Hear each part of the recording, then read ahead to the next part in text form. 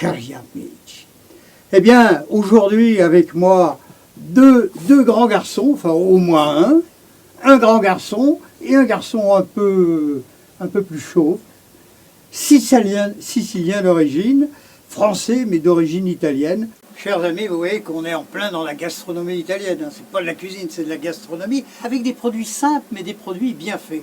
Nous revenons maintenant sur Thomas Resti, qui va nous présenter une nouvelle recette. Quelle est-elle?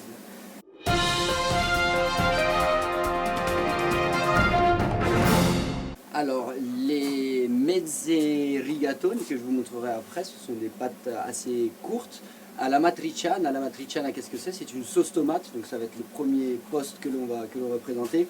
La sauce tomate. Et dans cette sauce tomate, on ajoute, pour que ce soit une vraie matriciana, on ajoute du guanciale, ce que j'expliquais. Tous des produits simples et faciles à retenir. On vous mettra la liste. C'est une charcuterie qui ne coûte pas cher, qui est très goûteuse, et donc qui vient donner beaucoup d'intérêt à la pâte. Et quand on a une sauce tomate toute simple, on ajoute un petit peu de guanciale et là ça va venir réveiller les papilles et être un vrai délice. Thomas, c'est du porc? C'est du porc. Mon porc est enrhumé. On attaque? Allez. Alors, le guanciale, et pour donner beaucoup de goût à notre sauce tomate, on va d'abord tailler notre guanciale et on va se servir de la partie charcuterie, de la chair, pour donner de la texture qu'on va mettre dans nos pâtes en gros lardons, si je puis dire. Et là, la petite bande de peau de couenne qu'on va tailler, on va la faire infuser dans notre sauce tomate pour donner un petit peu de goût. Donc, on trouve où à Lyon ce produit? Vous en trouvez dans toutes les épiceries italiennes. Qu'elles soient de grande, de petite taille, de meilleure ou de moins bonne qualité, vous en trouvez chez tout le monde du guanciale. Bonne qualité, c'est mieux. De bonne qualité, c'est mieux. Vous en avez du piquant ou du neutre qui est juste assaisonné avec du vin blanc, du poivre et plein d'herbes aromatiques également. Donc, pourquoi vous ne mettez pas le doigt sous le couteau? Je peux, mais ce sera plus avec le cochon après. Ah d'accord. Et non mais pour faire du boudin. Donc le principe, ça va être de tailler des gros dés, puisque le guanciale qui est très gras, comme vous le voyez, va fondre énormément à la cuisson. Donc avec une base d'1 ou 2 cm, on va se retrouver au final avec un petit lardon qui en fera à peine un. Donc, je vois que comme beaucoup de cuisiniers professionnels, vous travaillez avec des couteaux japonais. Oui, couteau artisanal japonais. Une fois qu'on est tombé dedans, on ne peut plus arrêter. Mais il y a des bons couteaux en France aussi. Enfin, je sais pas, moi je pense à la région, à la maison Dumas, il y en a d'autres. On n'est pas très loin de Thiers. Elle a quoi de plus cette lame japonaise? C'est des alliages de métaux spéciaux et on les affûte beaucoup moins souvent. Et le fil du couteau tient beaucoup plus longtemps. Vous-même, vous êtes très affûté en matière de cuisine. Hein? J'essaye de faire de mon mieux. Donc comme on fait une recette pour 2 personnes, là on va pas non plus mettre une tonne de guanciale, on va en mettre juste un tout petit peu. On va le tailler tout de suite, comme ça ce sera fait. En petit dé. En gros dé même, hein, presque la taille d'un dé de jeu de cartes. Donc on va réserver ça de côté et on les fera sauter à la dernière minute. Merci Michel. On a là notre petite tranche de couenne qu'on va mettre au fond de notre induction. Pas d'huile, pas de beurre pour l'instant, pas d'huile, pas de beurre. Alors on va vite mettre l'huile puisqu'on va tailler nos légumes et on va les faire suer à blanc, surtout sans coloration. Le but est d'amener une saveur de légumes, mais sans qu'elle soit trop riche. Il faut qu'on sente la tomate, c'est le plus important. Donc on va venir ajouter 3 ingrédients qui sont oignons, carottes, céleri, avec lesquels nous allons faire un sofrito. Le sofrito, on a également une petite gousse d'ail pour parfumer. Le sofrito, c'est la base même on l'appelle différemment en France, mais c'est une base de beaucoup de sauces ou beaucoup de cuisson de viande en Italie. Le principe va être de tailler, alors la garniture aromatique peut être légèrement modifiée, avec par exemple un poireau, ou on peut après ajouter du laurier, de l'ail, quelques grains de poivre, souvent on met au début de la sauce tomate. Et donc on va venir tailler tous ces légumes en petits dés, en brunoise. Ça nous permet de les cuire plus rapidement dans la casserole et d'accélérer. Différence entre brunoise et mirepoix pour ceux qui ne se rappellent pas? Alors brunoise c'est d'entre 1 et 2 mm sur 2. Après, on a Macédoine 0,8 par 0,8, Matignon 1,5 par 1,5 et Mirepoix entre 2 et 3 cm sur 2 et 3. Voilà. Vous avez votre CAP, Absolument. comme moi, mais on ne m'avait pas posé cette question. Alors, on met notre petite gousse d'ail d'ores et déjà, comme ça elle commence un petit peu à suer. À donner du à goût. suer. On va tailler notre céleri. Du coup, je reviens sur ma brunoise. On est plus sur une macédoine que sur une brunoise. Mais le principe est de tailler fin. Si c'est pas très régulier, si le céleri est un peu plus gros que la carotte, c'était absolument pas grave.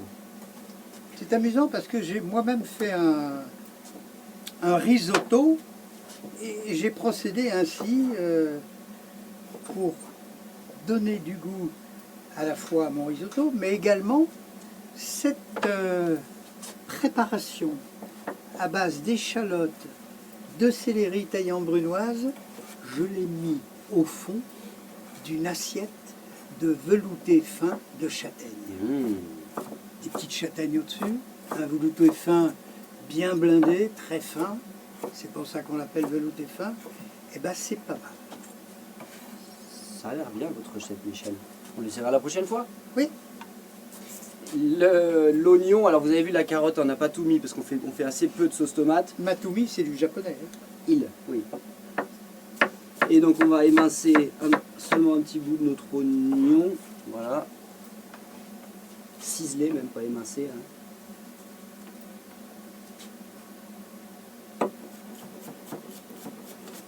Lorsque l'on coupe comme ça, toujours l'extrémité du couteau sur la planche. Alors on ne lève pas, on fait tac, ce qui permet de faire un mouvement de hachoir et d'éviter de mettre les doigts dedans, d'autant plus qu'il faut prévoir un petit retrait. Absolument. Parce que nous n'avons pas d'action avec les hôpitaux. Non, Pas encore. il vaut mieux pas. Ce qu'on a fait, là vous avez vu, il reste un petit bout d'oignon, une petite parure. Souvent quand on coupe, il reste des petits talons. Si vous faites un jus, si vous faites une sauce, une viande en sauce, vous gardez vos petits bouts et vous les mettez dans votre sauce. Ça vous permet de rien perdre. Vous savez même ce qu'on va faire, on va gagner du temps. On va mettre notre guanciale tout de suite dedans. Ça donnera encore plus de goût à notre sauce tomate. Donc On là, va vous montrer la couenne, on laisse l'ail qui a pris un petit coup de chaud. Donc on a notre ail qui est en train de suer légèrement, on a notre morceau de couenne qui a bien fondu, on voit il est devenu tout Translucide. tout translucide ici. Et donc on va faire le même procédé avec notre guanciale.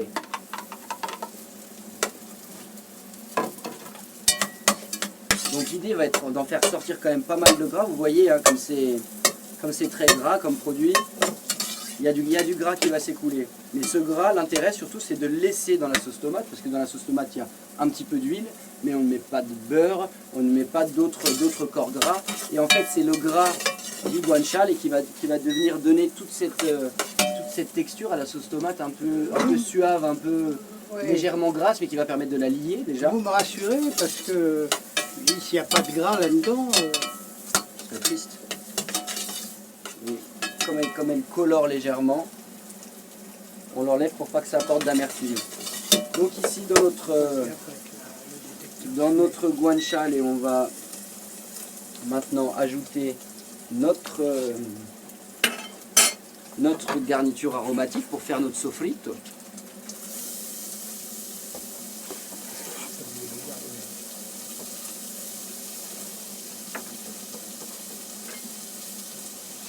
Vous voyez Michel là, comme ça sent bon notre garniture aromatique et notre guanciale.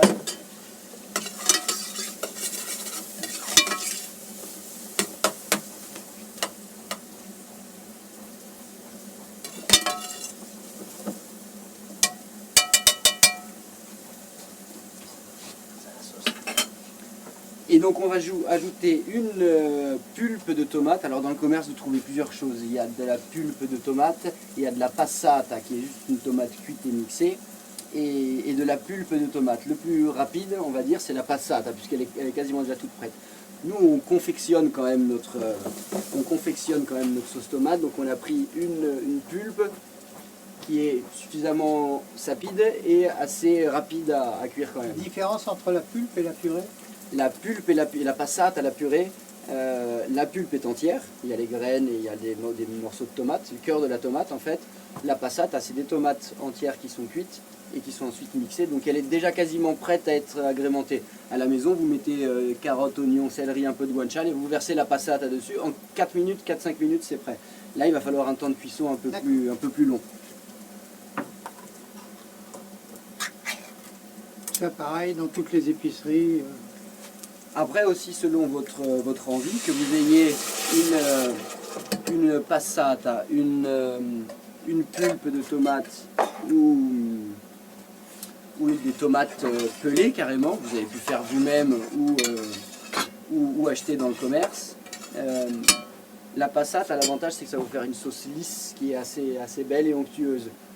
Là, la pulpe, la polpa, ça va laisser un peu de morceaux, donc ça va faire une pâte un peu plus rustique. Nous, on va volontairement laisser la garniture aromatique, les morceaux de guanciale pour faire une pâte un peu vraiment assez rustique. Voilà, donc là on va laisser cuire à feu doux.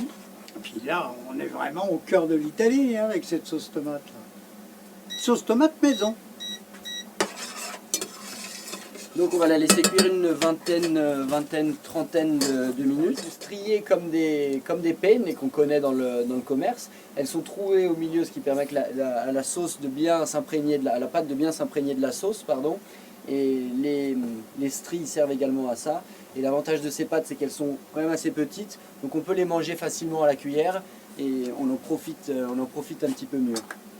Donc là, pour la cuisson des pâtes. Alors ça c'est important. Écoutez bien, parce que c'est simple, mais il faut respecter la recette. Alors le secret pour faire des bonnes pâtes, nous en Italie, on n'a pas la question de al dente, pas al dente, c'est al dente. Donc sur un paquet de pâtes, généralement quand ce sont des pâtes de qualité, on préconise entre 12 et 14 minutes de cuisson. Alors nous on va même anticiper cette cuisson, on va les cuire seulement une dizaine de minutes, comme ça on pourra les finir dans notre sauce tomate. À la fin, qui sera chaude, on va égoutter nos pâtes et les mettre dans la sauce tomate. C'est la méthode Lucas, c'est-à-dire 14 plus 2 égale 16. Là, un peu, voilà. C'est comme pour le risotto, on a un temps de cuisson et un temps de finition avec la sauce. Ou quand il s'agit du risotto, c'est avec le beurre et le parmesan et on le fait gonfler un petit peu. Nous, on va faire le même principe, où on va finir dans notre sauce tomate volontairement un petit peu liquide et on va venir finir la cuisson de la pâte dedans, ce qui va lui permettre de pomper la sauce. Et d'être encore plus gourmand. Et d'être encore plus gourmande, absolument. Donc on a ici une eau bouillante salée. Comment la salle? L'eau salée, alors il faut une grande quantité d'eau. Pour une centaine de grammes de pâte, on va mettre 1 litre d'eau. Et dans ce litre d'eau, on va mettre 100 grammes de sel. Et donc l'idée d'avoir une eau qui est salée, on ne va pas peser l'eau et peser le sel. Mais tout ça pour dire qu'il faut une grande quantité d'eau, que la pâte danse à l'intérieur et qu'elle ne reste pas collée, toute triste, l'une à côté de l'autre. J'aime ce mot. Il faut que la pâte danse à l'intérieur. Et donc on va attendre que l'eau bout fortement. Là celle-ci est déjà salée. On va attendre que ça bout fortement. On va mettre nos pâtes. On va mélanger un petit peu tout de suite qu'elles ne s'attachent pas l'une à l'autre. Et ensuite on va les laisser cuire. Donc on a dit 8 à 10 minutes. Des 12 et 14 de base, on va laisser même 8 à 10. Et on les égouttera ensuite et on finira dans la sauce tomate. Et on viendra bien entendu râper notre Parmigiano Reggiano qui est un parmesan 16 mois. Et assez léger pour ne pas prendre trop de place sur la pâte, volontairement. Et voilà, en avant. Allez. Donc notre eau bout suffisamment. Donc on vient plonger nos pâtes. Là on l'a fait pour une ou deux portions. Portions d'entrée en Italie, hein, quand on mange la pâte avant de manger un plat de résistance. Donc c'est une assiette de pâte de 80 grammes à peu près en poids sec. On va mélanger un tout petit peu nos pâtes, qu'elles ne s'accrochent pas les unes aux autres. Je vais vous montrer la cuisson de nos pâtes une fois sorties de l'eau. Donc l'idée ça va être d'avoir une pâte, vous voyez Michel, alors elle a gonflé déjà un petit peu par rapport à tout à l'heure. Et donc elle est à peine cuite, donc c'est-à-dire qu'on peut commencer à l'écraser comme ça. Ouais. Elle se tient, elle ne se casse pas, alors que crue elle se serait cassée. Si on l'écrase complètement, là vous voyez, bah, elle se casse toujours pas, mais on commence à avoir un semblant de... Si on l'ouvre, là vous voyez, c'est plus blanc et sec comme sur une pâte crue. Donc on va égoutter toutes nos pâtes qu'on va mettre dans notre sauce tomate. Je vais déjà mettre celle-ci.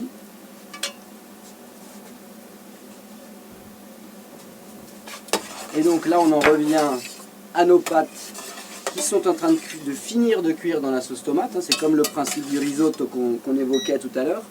Et donc là, ça va être pareil, sauf qu'on va finir de pomper la sauce. Donc, vous voyez, l'idée, c'est que tant qu'on voit un petit peu d'eau, tant que l'eau, un liquide se sépare de la sauce tomate et des pâtes, on continue de cuire. Jusqu'à ce qu'on obtienne une texture veloutée et une texture très douce avec une sauce tomate bien liée et qui va bien envelopper nos pâtes. Il faut quand même un joli tour de main. Hein. Alors il faut la remuer de temps en temps. Et il faut la remuer de temps en temps, justement, aussi un peu comme le principe du risotto. L'idée est de faire sortir un peu d'amidon de la pâte qui va venir aider pour lier la sauce. Et nous, on a un avantage en moins, c'est qu'on a le gras du guanciale et on n'a pas de beurre qui aide beaucoup le beurre à lier la pâte. Et pour ceux qui n'arriveraient pas à la lier complètement, ils peuvent mettre un petit morceau de beurre. Un petit morceau de beurre pour tricher, ça marche. Discrètement. Discrètement. Faut pas que je le voie.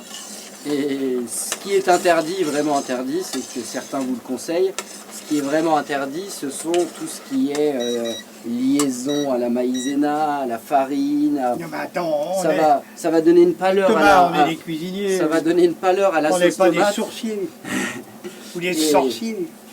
Et c'est vraiment, ça c'est vraiment quelque chose à éviter, puisque ça va donner une mauvaise texture à la pâte, à la sauce, ainsi qu'une mauvaise couleur aussi, et donc il ne faut pas. Donc on a nos pâtes cuites où la sauce est bien liée correctement. Et bien enveloppée, enfin qui enveloppe bien la pâte. Et de toute manière, on va dresser uniquement nos pâtes avec un petit peu de sauce et de garniture, et par-dessus on viendra rajouter une cuillère de sauce avec la sauce qu'on pêchera à la fin dans la casserole, que ça donne envie, que ce soit plus chaleureux et gourmand, exactement. Et on finira par un petit peu de parmesan, dernière minute toujours, sinon dans la pâte trop chaude il va filer et c'est vraiment pas ni l'intérêt ni... Ça pour la maîtresse de maison, elle arrive avec les convives qui sont servis, puis faire le geste comme ça, faut juste faire attention comme en restauration. Il faut juste faire attention au bout des doigts parce que ce sont de vrais rasoirs, ces microplanes. Vous prenez un morceau un peu plus gros. Et oui, je vous laisse faire le fromage, Michel. Ouais. Et bien entendu un petit peu d'huile d'olive. Alors, on va venir mettre nos pâtes bien en mettant toute la garniture, les morceaux de guanciale également. Et on a la maîtresse de maison, vous voyez, qui est déjà prête avec ses morceaux de fromage à la main. Comme maintenant il n'y a plus de déjà genre, prête à râper. La maîtresse c'est un maître de maison. Une minute, Michel, que j'ajoute juste un petit peu de sauce pour la gourmandise.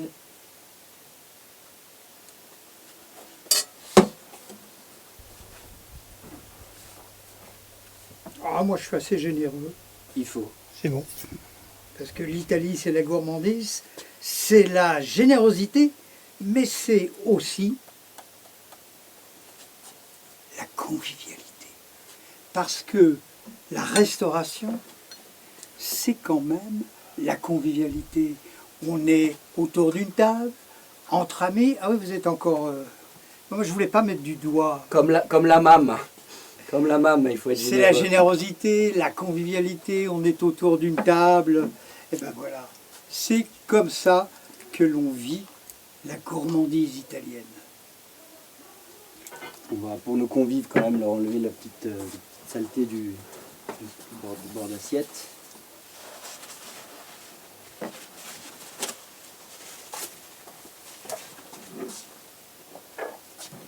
Alors j'en profite Thomas pour vous poser une question que je poserai aussi tout à l'heure à notre ami Luca San Giuliano. C'est quoi pour vous la cuisine durable? Pas durable de lapin, hein, la cuisine durable. La cuisine durable... On ne parle que de ça aujourd'hui.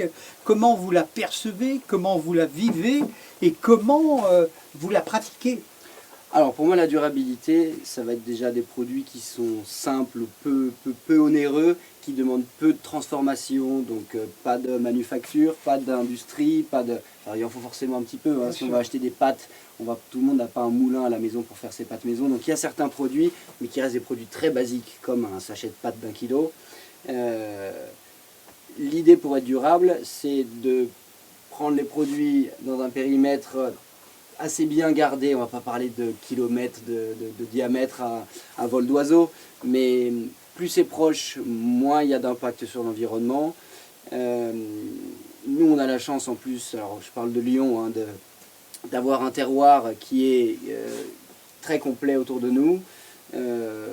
On a tout à portée de main, et donc après, forcément, s'il y a un côté dans la cuisine durable, il y a un côté où on va se priver peut-être de certaines choses, de certains produits, mais on le voit, on peut faire très facilement.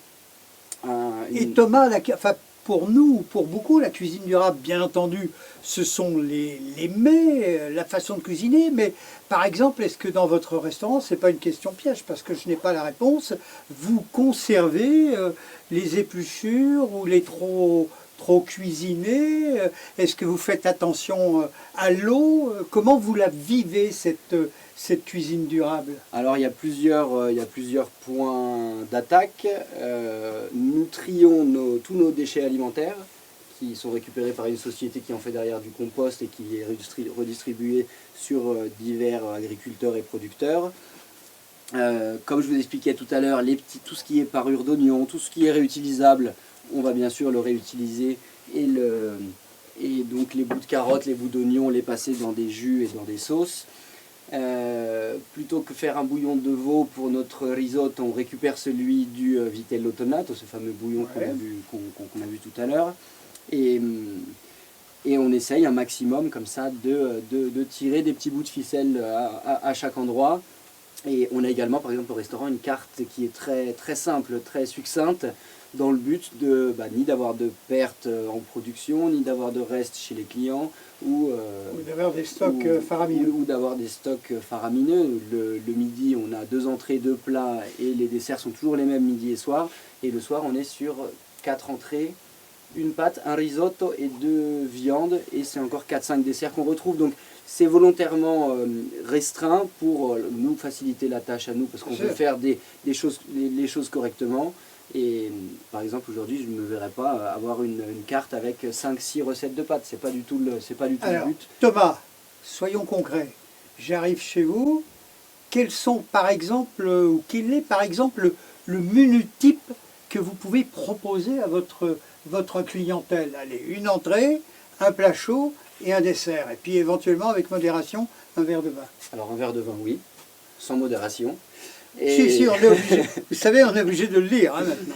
Et alors le soir, quand les gens viennent le soir où tout est à la carte, j'insiste auprès d'eux pour qu'ils goûtent au moins le vitello tonato et une autre entrée qui est souvent végétarienne, et donc qu'ils puissent goûter un peu ces produits, enfin les entrées où on va mettre les produits italiens en avant, et un peu notre travail, parce qu'on a une assiette de charcuterie qui est une charcuterie de qualité. Mais je dis souvent aux clients, la charcuterie c'est bien, mais on la trouve presque de partout. Donc, surtout à Lyon. Si vous en avez très envie, prenez-la, mais je vous conseille plutôt le vitello tonato qui est entrée phare du restaurant. Ou par exemple en ce moment on a une raviole végétale avec un jus de légumes et des pignons de pain qui est à base de blettes et de ricotta. Et j'insiste toujours pour que les clients prennent un peu les entrées qui changent et évoluent à côté du vitello tonato.